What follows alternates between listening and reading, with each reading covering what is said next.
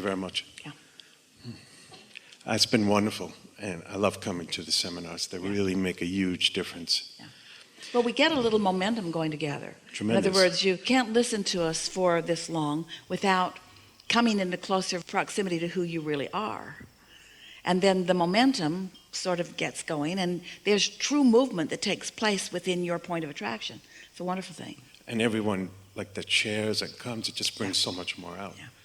So taking what we've learned today and talking about satisfaction, and in running my own business, in dealing with people and employees, I've been really concerned lately about not having them have to conform to my thoughts, and how to look at them really as individuals and create an atmosphere of creativity. Well, we have a question for you. Have you ever seen a flock of birds flying and they all are in sync with each other? It's like they're all receiving from one mind. And so in any organization, there are plenty of step one moments where their individual preferences are part of the equation. So they've already done their thinking and their sifting and their sorting, and they've already put it into the vortex. So now, as the leader of the vortex, you might say, your clarity about what you want is the fastest way to help them find clarity about what they want. You're not leading them to every single thing you want. You are leading them to the realization of the things that they want too.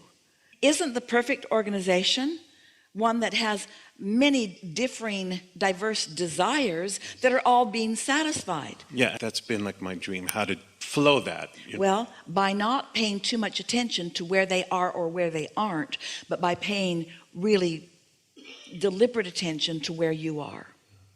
And by spending less time noticing what is going on in the organization and more time feeling what's in the vortex version of the organization. That's a big distinction for me. It's a big distinction, but the vortex version, this is a thing that we want you to hear. This will soothe you, because your question is so pointed and genuine and important, because you are not wanting to ride over the top of them. You want them to feel inspired and them to feel beneficial to the whole. You want them to feel the part that they are playing. You want them to feel the satisfaction. You know what you want? You know what you've discovered? You've discovered the most important thing of all. You cannot dictate or orchestrate anybody else's satisfaction. Whew. You can't be the leader of an organization that sets it up so that they're all satisfied. Their satisfaction comes only from the same place that yours does, a desire that they carve out of life that they manage to line up with.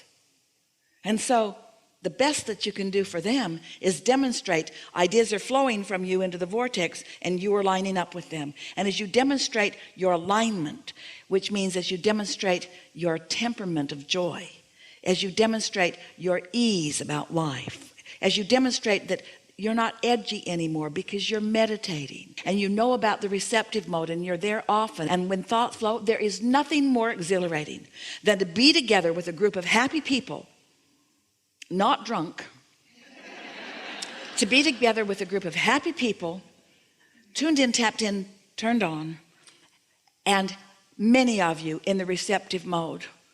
Oh, the collective synergy that comes out of that sort of a situation.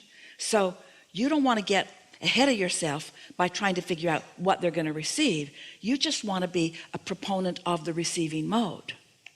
That's all you got to do.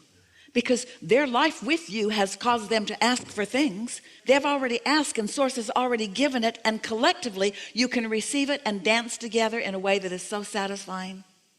So satisfying. We think you heard all of that, didn't you? Very much so. Something more? No, that was it. Really good conversation. Thank you. Just sit there for a second. So you've got it, don't you? The creation, we're just going to enjoy this. Your creation has already been accomplished in your vortex. You've already done the step one asking. And it's so aligned, and your vortex with law of attraction has gathered the cooperative components, and you are so potentially on the verge of receiving. if you can just, for a little while, be satisfied with just feeling sort of kind of good and not needing to know the complete path that will lead you to the complete fruition of everything that you want, but just feel satisfied now, satisfied that you feel good in this meeting no matter how anybody else is, satisfied that you know their potential even though they don't, satisfied that you know the vortex is ripe with all of their creativity whether they know it or not, satisfied that sooner or later, and probably sooner, they're going to tune into this thing that you've got going on, and they're going to start feeling the same joy about it that you are, holding yourself in vibrational alignment with what you really know, with the new juicy gum that's in your mouth, the new delicious ideas that are flowing to you. It is so satisfying for us to be here with you and to acknowledge your diversity and your contribution to your individual vortex and to the collective vortex that we are all about. It is satisfying to us to recognize the movement energetically that has taken place just in this brief time that we've been chewing together. The anticipation that we feel about what's coming next is anticipation that you can feel as well.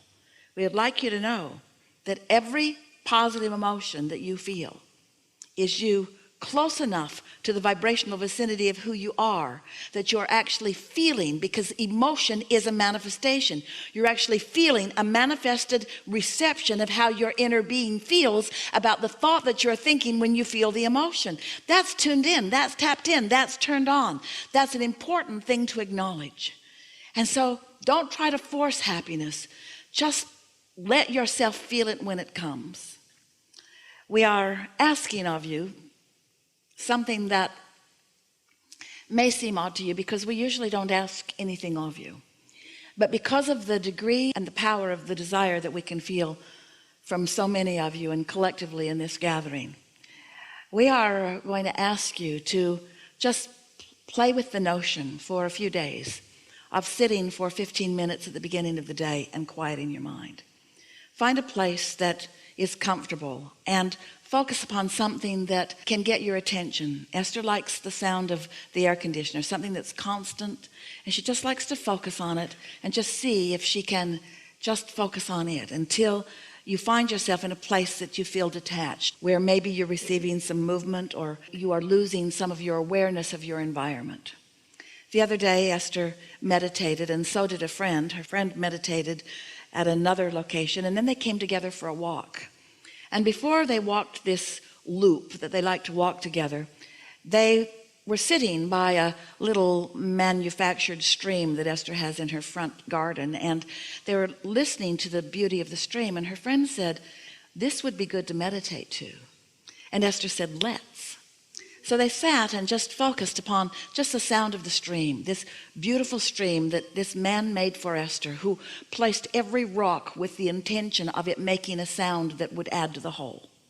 He moved rocks around for weeks until he found the sound of a natural stream. And Esther loves this stream, and she loves that sound, and she listened to each rock, she listened to each ripple, and she listened to the symphony of the whole. It was such a delicious moment for her. And then an airplane flew over. And then another one, and then another one. The whole San Diego fleet left that morning, flew right over her house. She could hear it. And then they walked. And as they were walking, Esther said, "You know what I learned from this meditation that I did not know before? The whole point of it is to focus upon something that we've decided to focus upon, no matter what else is going on around us." I still heard that stream more emphatically than I heard those airplanes. She said, "I think that what Abraham has been trying to tell us is that we don't need the world to line up and be the way we need it to be. We don't need it to be quiet and be still. We don't need things to be just the way we need them to be in order to tune into who we are. We can show ourselves that we can tune in anytime, any place, which then gives us the freedom to be out in the world where all the action is, where all the juice is, where all the new is, where all the new desire is, and still be in alignment. We can be in the receiving mode anytime we choose to be. There's appreciation for you that these words cannot convey. But the emotion of our appreciation is being presented to you all day, every day. And your satisfaction, little by little, will lead you to the way that we feel about you. And when you get there, you will be living happily ever after. There is great love here for you. And as always, we remain securely, definitely, eternally, determinedly, stubbornly in your vortex.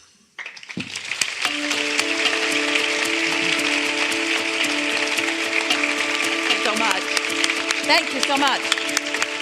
I think it was wonderful.